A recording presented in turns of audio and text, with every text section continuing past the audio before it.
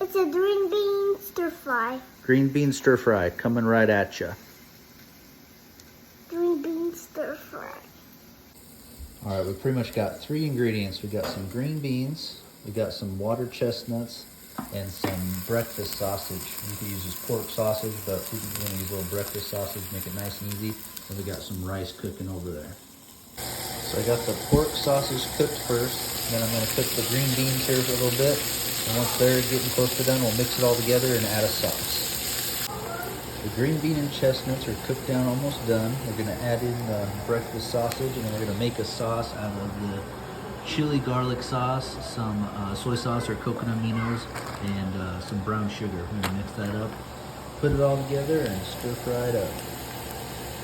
All right, everything's stir fried up. We have the sausage, the green beans, the chestnuts, and the sauce all mixed in there. We'll just throw that over some rice and call it good. All right, we put the stir fry over some rice, and it's time for the taste test. What do you think? Good. We got a good to go.